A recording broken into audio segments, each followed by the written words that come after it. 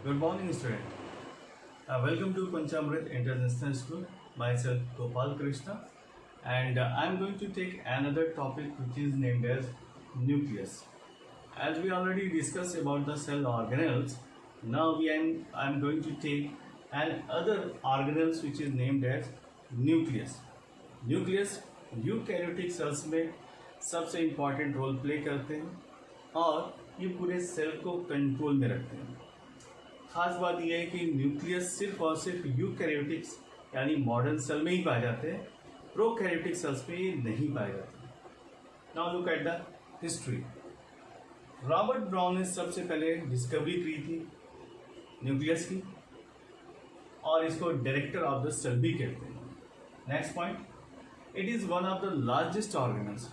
ये सबसे बड़ा पाया जाने वाला ऑर्गेनल है and the study of nucleus is known as karyology. Science की वो ब्रांच जिसमें हम न्यूक्लियस के बारे में स्टडी करते हैं उसको हम कैरियोलॉजी कहते हैं। नेक्स्ट पॉइंट, हालांकि ये हर किसी में पाए जाते हैं, जितने भी मॉडर्न सेल्स हैं इनमें ये हर कहीं प्रेजेंट होते हैं, बट सर्टेन सेल्स में ये एब्सेंट होते हैं, जैसे मैमेलियंस की आरबीसीज में, सीप ट्यूब्स में, क्योंकि एंजियोस्पर्मिक प्लांट में पाए जाते हैं, इनमें ये पूरी तरह से एब्सेंट होते हैं। राइट। नेक्स्ट है न्यूक्लियस कंसिस्ट ऑफ। न्यूक्लियस में क्या क्या चीज़ें पाई जाती हैं? It consist of nuclear envelope, जिसको हम कैरियोथिका कहते हैं। ये न्यूक्लियर एनवलप दो लेयर से मिलकर बनी होती है, outer membrane and inner membrane. Next point, it contains nucleoplasm, जिसको हम न्यूक्लियर सैप या फिर कैरियोलिफ कहते हैं। नेक्स्ट है न्यूक्लियोलस। ये साइड में पाया जाता है एक डार्क कलर का स्ट्रक्चर, जिसको हम न्यूक्लियोलस कहते हैं, और न्यूक्लियोलस पूरे न्यूक्लियस को कंट्रोल करता है। And in the last nuclear reticulum. Nuclear reticulum को हम क्रोमैटिन थ्रेड या क्रोमैटिन फाइबर्स कहते हैं। Now there is a nuclear पोर।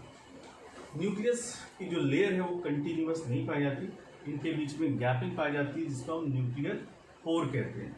और इस न्यूक्लियर पोर से जो न्यूक्लियोप्लाज्म है और साइटोप्लाज्म है इनके बीच में इंटरेक्शन होता रहता है। Now we are going to discuss about the nuclear envelope. Nuclear envelope वो स्ट्रक्चर है जिससे पूरा का पूरा न्यूक्लियस ढका होता है। Nuclear envelope having two parts, outer membrane and inner membrane. जो आउटर और इनर मेम्ब्रेन है उनके बीच का जो स्पेस है उसको हम कहते हैं पेरी न्यूक्लियर स्पेस, और इसका जो डायमीटर होता है वो 100 से लेकर 500 एंगस्ट्रॉम जितना होता है। उसके बाद आता है nuclear pores.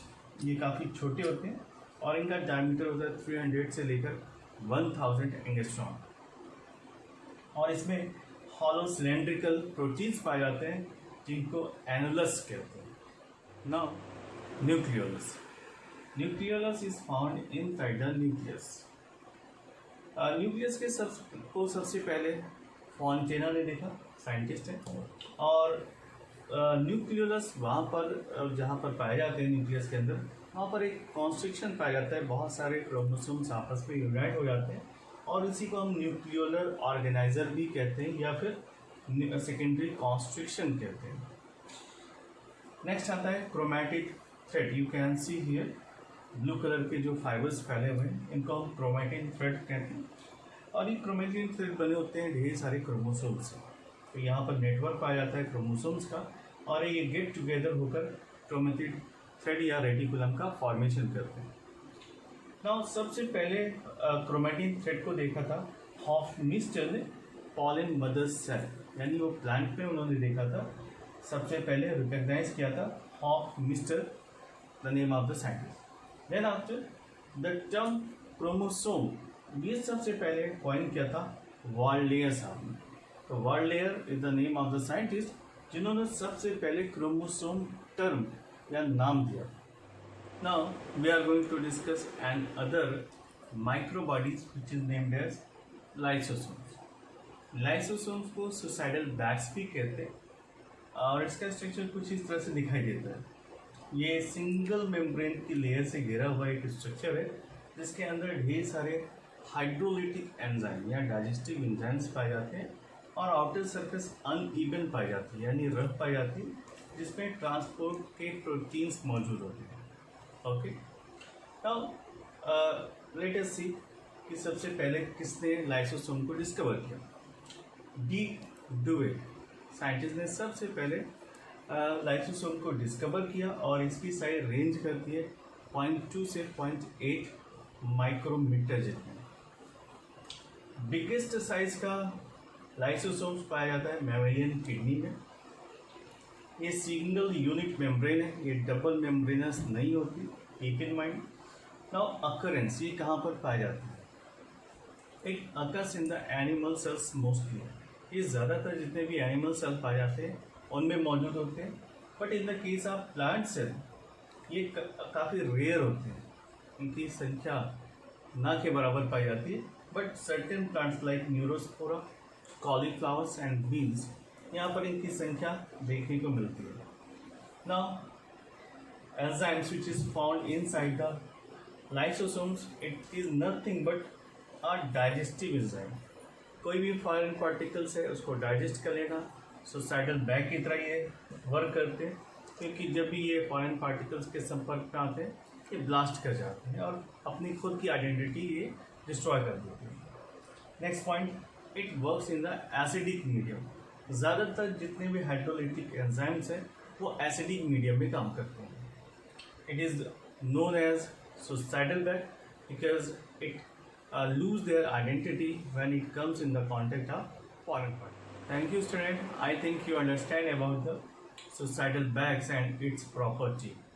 Now we are going to proceed another organelle which is named as mitochondria. Mitochondria prokaryotic cells में नहीं पाए जाते, लेकिन यूकैरियोटिक सेल्स में ये पाए जाते हैं और ये काफ़ी इंपॉर्टेंट ऑर्गेनल्स है क्योंकि इनको powerhouse of the cell कहते हैं।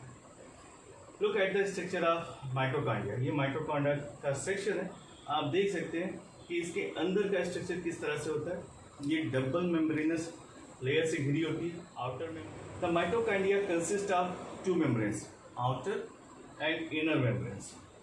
It is very special organelles and here you can see the inner membrane having finger like projections.